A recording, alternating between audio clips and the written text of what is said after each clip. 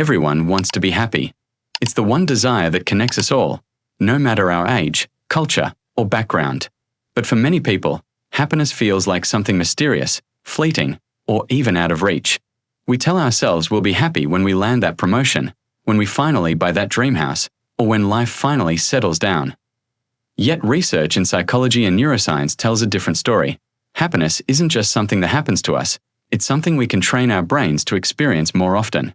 This topic matters deeply because mental well-being influences everything else in life. When you feel happier, you're not only more optimistic but also healthier, more creative, and more resilient in the face of challenges. Studies show that happier people live longer, recover more quickly from illness, and build stronger relationships. On the flip side, when happiness feels distant, even small obstacles can feel overwhelming. That's why understanding the science of happiness isn't just an interesting idea, it's a powerful tool for building a better life. So, how does science explain happiness? In simple words, happiness is a blend of biology, psychology, and habits. In your brain, happiness is closely tied to chemicals called neurotransmitters, such as dopamine, serotonin, oxytocin, and endorphins. These are often referred to as the feel-good chemicals. Dopamine gives you a sense of reward when you accomplish something. Serotonin stabilizes mood and helps you feel calm. Oxytocin boosts feelings of love and trust, and endorphins reduce pain while increasing joy. But here's the catch. Your brain doesn't just release these chemicals randomly. It releases them based on patterns of thought and behavior. This means your daily choices, like whether you exercise, practice gratitude, connect with friends, or dwell on worries, directly affect how much of these chemicals flow through your system. Happiness isn't just about what happens to you, it's about what you do and how your brain responds. Think of your brain like a muscle. If you go to the gym regularly and lift weights, your muscles grow stronger. If you never exercise, your muscles weaken. The same goes for happiness. The more you practice certain thought patterns, like gratitude, optimism, and mindfulness, the more your brain strengthens those neural pathways. This process is called neuroplasticity, and it means your brain can literally rewire itself to become more inclined toward joy. Here's a relatable example. Imagine two neighbors, John and David. John wakes up every morning, grabs his coffee, and immediately checks the news. He scrolls through stressful headlines, gets stuck in traffic on the way to work, and spends most of the day complaining about his boss. By the end of the day, his stress levels are high, and happiness feels far away. David, on the other hand, wakes up and spends 5 minutes writing down things he's grateful for. He listens to uplifting music on the way to work and takes a short walk during lunch. Both men face challenges, but David's daily habits train his brain to focus on positivity. Over time, his brain builds stronger pathways for joy, while John's brain reinforces negativity. The difference isn't luck, it's practice. This is why the science of happiness is so exciting. It shows us that we are not helpless.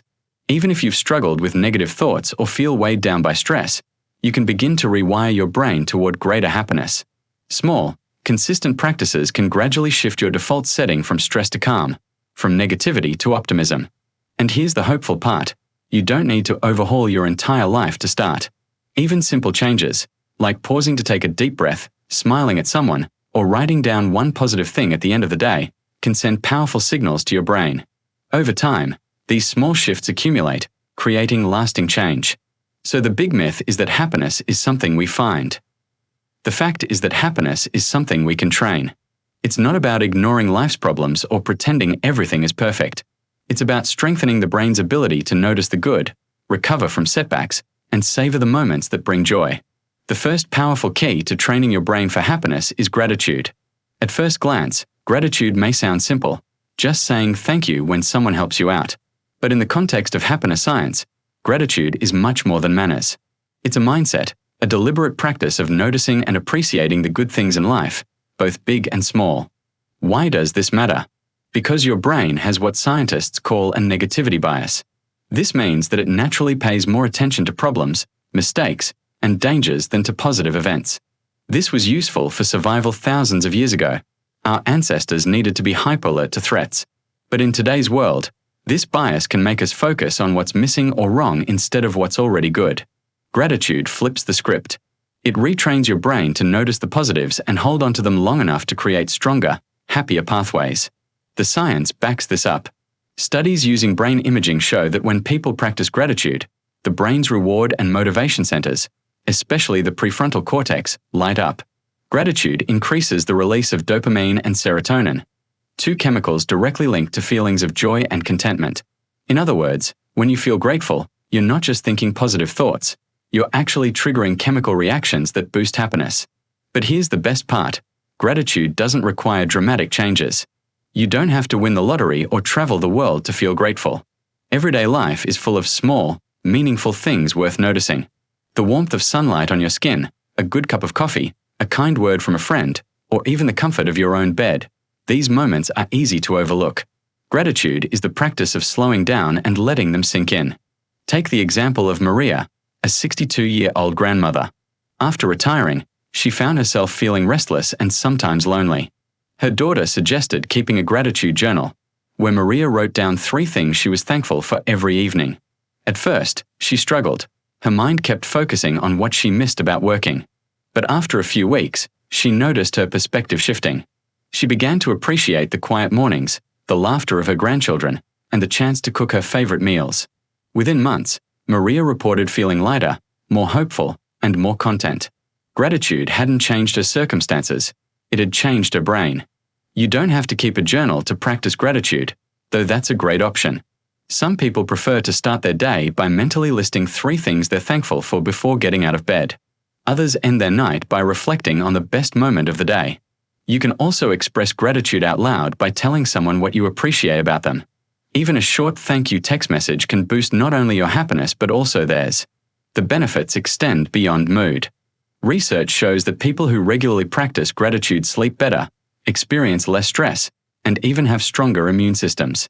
For seniors especially, gratitude can help reduce loneliness and build resilience against the challenges of aging. It reminds us that even when life feels difficult, there are still moments worth cherishing. Here's the encouraging truth. Gratitude doesn't erase problems, but it equips you to face them with more strength. Imagine 2 people stuck in the same traffic jam. One curses the delay, feels stressed, and carries that negativity into the rest of the day. The other takes a deep breath, appreciates the chance to listen to their favorite music or podcast, and arrives calmer. The traffic didn't change, but gratitude changed the experience. Practicing gratitude daily trains your brain to focus on what uplifts rather than what drags you down. Over time, this becomes second nature. You start noticing beauty where you once saw routine, and you begin savoring moments you used to rush past. The science of neuroplasticity tells us that every time you practice gratitude, you're strengthening the happiness muscle in your brain. So, the first step to training your brain to feel good is simple. Practice gratitude. Write it, say it, think it, share it, whatever works best for you. The more consistent you are, the stronger the benefits become. If gratitude is about looking at life through the lens of appreciation, the next powerful step to train your brain for happiness is mindfulness and presence. In our fast-paced, busy world, it's easy to get trapped in either the regrets of the past or the worries of the future. But science shows that much of happiness lies in learning how to simply be here now. So, what is mindfulness in simple words? Mindfulness is the practice of paying attention to the present moment, without judgment. It's noticing what's happening around you and inside you, your thoughts, feelings, and sensations, without trying to immediately change or analyze them. Instead of being lost in what if or if only, mindfulness gently brings you back to this moment. The brain science is fascinating. When you practice mindfulness, the parts of the brain linked with stress, the amygdala in particular, become calmer. Meanwhile, the prefrontal cortex, the region linked with focus, decision-making, and emotional control, becomes stronger. Brain scans show that regular mindfulness practice literally reshapes brain structure through neuroplasticity, creating thicker gray matter in regions tied to happiness and compassion. In other words, mindfulness doesn't just feel good, it rewires your brain to be better at feeling good. Here's a relatable example. Think about eating your favorite fruit, let's say a strawberry. Normally, you might pop it into your mouth while scrolling through your phone, barely noticing it. But if you eat it mindfully, you slow down, notice the vibrant color, smell the sweetness, savor the taste, and feel the texture on your tongue. Suddenly, a simple strawberry becomes a joyful experience. Multiply that by hundreds of small daily moments, and mindfulness can transform how you live. Mindfulness also helps with stress. Imagine you're waiting in line at the bank. Your mind races. Why is this taking so long? I'm going to be late.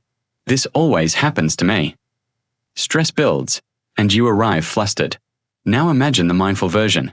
You take a deep breath, notice your feet on the ground, feel the rhythm of your breath, and calmly observe your surroundings. The situation hasn't changed, but your response has. This shift lowers stress hormones and keeps your mood steady. Take the story of Ravi, a 67-year-old retiree. After leaving his job, he found himself worrying constantly about finances, health, and his children's future. He attended a community class on mindfulness meditation, where he learned to sit quietly, breathe deeply, and let thoughts come and go like clouds drifting across the sky. At first, he thought it was silly. But after a few weeks, Ravi noticed he felt calmer, slept better, and even laughed more. His worries didn't vanish, but his relationship with them changed. Mindfulness gave him space to respond instead of react, and that space was filled with more peace. The beauty of mindfulness is that it doesn't require special equipment or hours of meditation. You can practice it anywhere. A few examples. Take 3 deep breaths before answering the phone. Pay attention to the taste of your morning tea or coffee. Notice the sensations of water on your hands as you wash them. Pause during a walk to truly see the trees, sky, or flowers around you. Each small act of presence trains your brain to slow down and notice the richness of life that often goes unnoticed. Research also shows that mindfulness improves relationships. When you're truly present with someone, listening deeply without distraction, you connect more meaningfully. People feel seen and valued, which strengthens bonds. This is another pathway to happiness. Mindful presence not only boosts your own joy but also creates more joy for those around you. For seniors, mindfulness offers even more gifts. It helps reduce anxiety about the future, eases loneliness by deepening present experiences, and brings comfort in the face of life changes. Even 5 minutes of mindful breathing daily can reduce blood pressure, improve sleep, and increase overall well-being. So, the second key to training your brain to feel good is mindfulness. Gratitude helps you focus on the positives in life, while mindfulness helps you fully experience them. Together, they create a powerful synergy, noticing what's good and actually being there for it. We've explored how gratitude helps you notice the good in life and how mindfulness helps you be fully present for it. Now we come to the third and final key in training your brain to feel good: acts of kindness and human connection. While happiness often feels like something personal and internal, science shows that it is also deeply social. We are wired to connect, to care, and to give, and when we do, our brains reward us with feelings of joy and fulfillment. Think for a moment about the last time you helped someone.